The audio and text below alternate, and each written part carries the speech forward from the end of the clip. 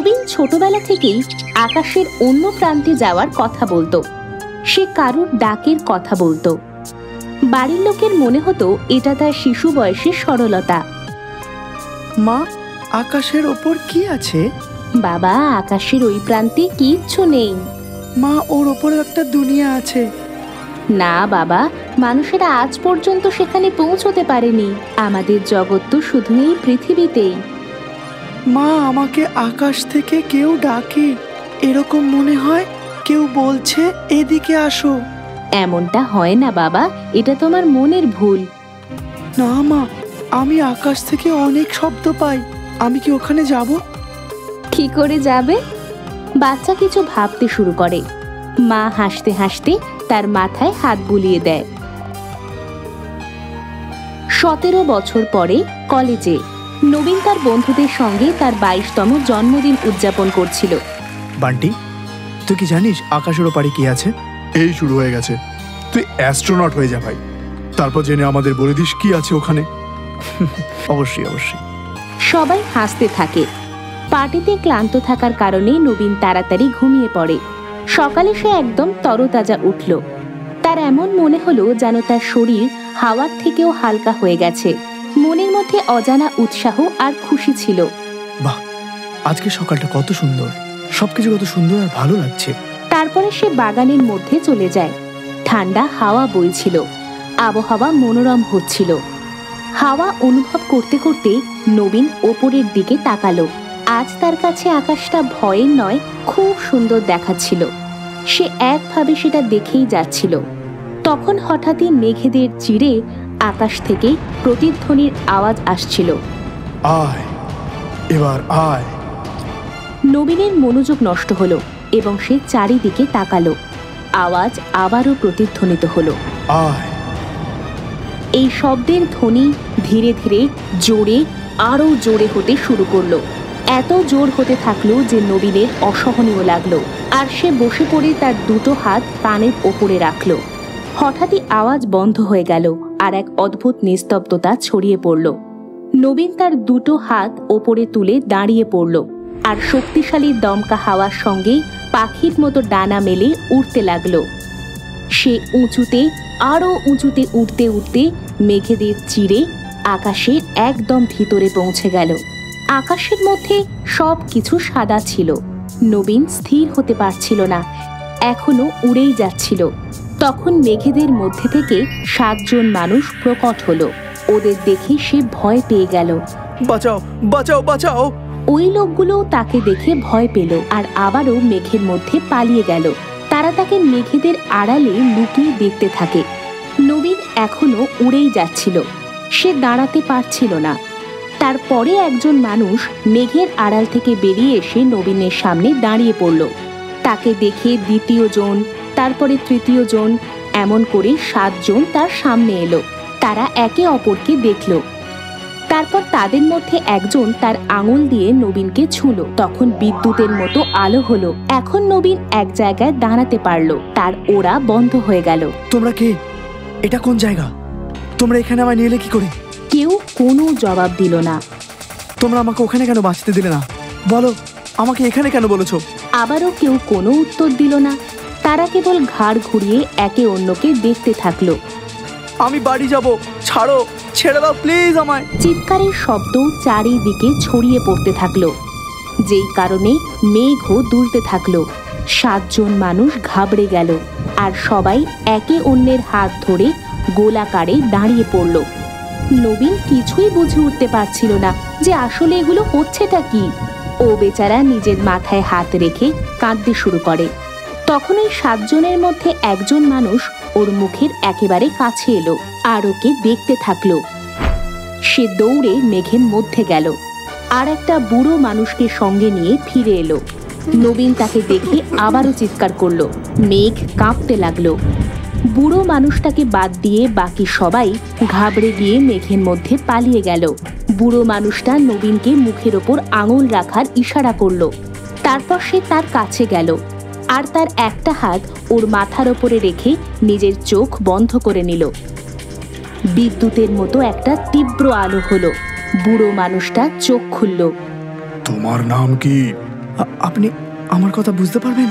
হ্যাঁ, আমি তোমার উপর হাত রেখে আমি তোমার ভাষা শিখে গেছি, আর আমি এখন তোমার কথা বুঝতে পারবো, কিন্তু বাকি কেউ নয়। এটা কোন জায়গা? আমি ঘরে যেতে চাই। যাও। কে আটকেছে? কি করে যাব? এটা কোন জায়গা? আমি এখানে এলাম কি করে? মানুষটা তার চোখ বন্ধ করে সবকিছু জেনে যায়। তুমি ধরিত্রীতে থাকা মানুষ, এই জন্য তোমার সবকিছু অদ্ভুত লাগছে। আমি কিছু বুঝতে পারছি না। এটা আকাশ আর বাদলের দুনিয়া, এটা আমাদের দুনিয়া। এখানে মানুষের কোনো কাজ নেই। আমি ওখানে কি করে যাব? তুমি এখন যেতে পারবে না। মানে? যেই কাজের জন্য তোমাকে এখানে বলা হয়েছে ওইটা শেষ না করে তুমি ওখানে আবার ফিরে যেতে পারবে না। তুমি হাওয়ার রাস্তায় এখানে এসেছো, আর এখন তোমার যাওয়ার কোনো শক্তি নেই। চাইলে চেষ্টা করে দেখতে পারো। নবীন তার দুটো হাত ওপরের দিকে তুলে ওড়ার চেষ্টা করতে থাকে, কিন্তু উড়তে পারে না। এখন আমি কি করব? যেই আকর্ষণ আর শক্তিতে তুমি এখানে এসেছো, ওনারই ইচ্ছেতে তুমি আবার ফিরে যেতে পারবে। এই শুনে নবীন হয়রান হয়ে যায়। কি? মন দিয়ে শোনো। তোমার ছোটবেলা থেকে আকাশ থেকে কারোর একটা ডাক শুনতে পেতে? নবীন হ্যাঁ বলে মাথা নাড়ে। তুমি জানো তোমাকে তখন কে ডাকতো? তোমারই এক পূর্বপুরুষ, যে 100 বছর ধরে তোমাকে ডেকে আসছে। এটা আপনি কি বলছেন?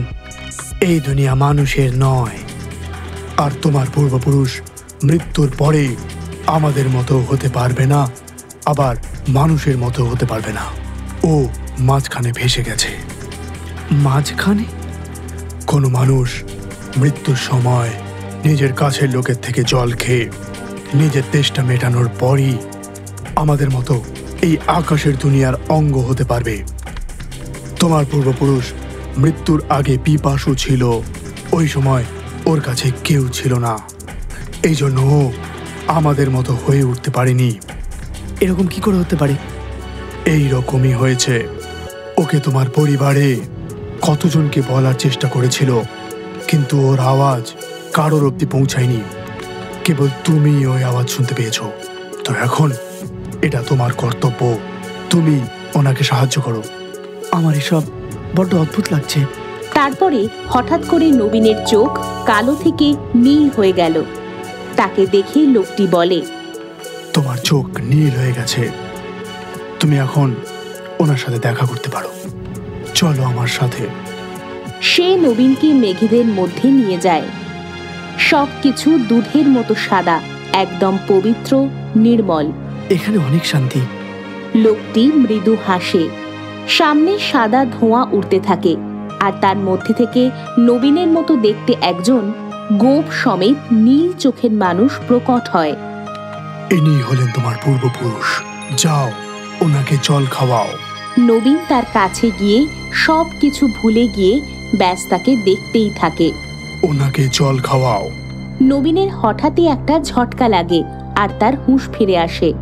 সে মেঘেদের ছুঁয়ে নিজের আঁজলায় জল ভরে তাকে খাওয়াতে থাকে। জল খাওয়ার পর মেঘ জোরে দুলতে থাকে। সেটা থামতেই পূর্বপুরুষের চোখ লাল হয়ে যায়, তার গোঁফ অদৃশ্য হয়ে যায়, আর সে বাদবাকি আকাশের লোকেদের মতো হয়ে যায়। নবীনের চোখও আগের মতো কালো হয়ে যায়। বাবা, আমি তোমার জন্য আর কিছু করতে পারি? পূর্বপুরুষের নীল চোখ লাইটের মতো জ্বলা নেভা করতে থাকে। তুমি চাইলে এনাকে মুক্তি দিতে পারো। কি করে বলুন? আমাকে কি করতে হবে?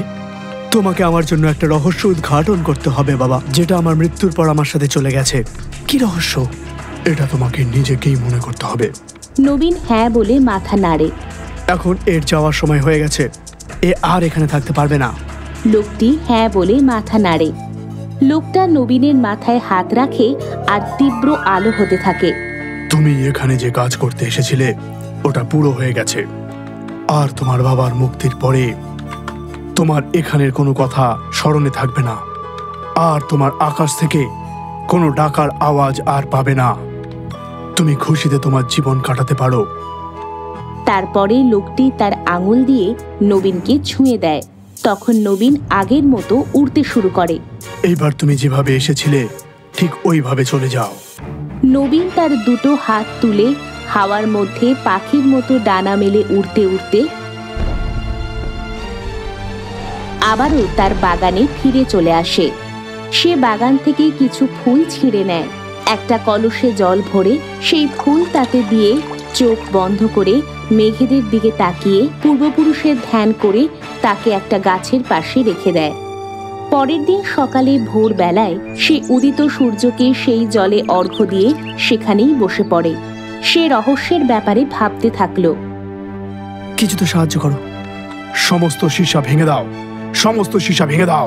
নবীন এই বিষয়টা নিয়ে ভাবতে থাকে, কিন্তু সে কিছুই বুঝতে পারে না। তখন মালি এসে তাকে মায়ের ব্যাপারে জিজ্ঞেস করে। মা ঘরে নেই, পুরনো ঘরের দিকে গেছে। পুরনো ঘর? হ্যাঁ, পুরনো ঘর, হয়তো ওখানে কিছু পাওয়া যাবে। নবীন পুরনো বাড়ির প্রত্যেকটা ঘরে গেল। সে কেবল দুটো পুরনো আয়না দেখতে পেল, কিন্তু সেগুলো ভেঙে কিছুই হলো না। নবীন হতাশ হয়ে সেই বাড়িতে ঘুরে বেড়াচ্ছিল। তখন সে নিচের দিকে নামার একটি সিঁড়ি দেখতে পেল।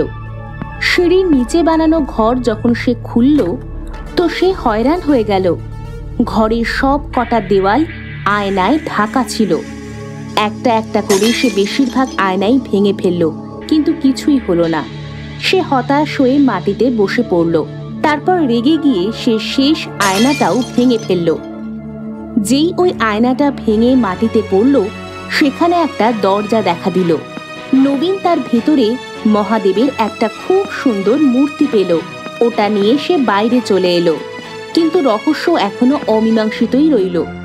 নবীন তার পূর্বপুরুষের ব্যাপারে অনেক গবেষণা করলো। তখন সে জানলো যে যখন তার মৃত্যু হয়েছিল তখন সে একটি শিব মন্দির প্রতিষ্ঠা করছিল। শিব মূর্তি বানিয়ে তৈরি ছিল, কিন্তু পূর্বপুরুষ তাকে কোথায় রেখেছিল সেটা কেউই জানতো না। তার মৃত্যুর সাথে সাথে সেই মন্দিরটাও অসমাপ্ত রয়ে যায়। নবীন এবার রহস্যটা বুঝে ফেলেছিল।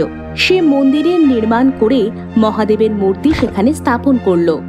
মূর্তি স্থাপন হতেই মেঘেদের মধ্যে দাঁড়ানো পূর্বপুরুষ নিচে নবীনকে দেখে আশীর্বাদ দিতে দিতে একটা সাদা ধোঁয়ায় পরিবর্তিত হয়ে হাওয়ার মধ্যে বিলীন হয়ে যায়। নবীন সেখানেই কিছুক্ষণ বসে রইল, তারপর হেসে চলে গেল।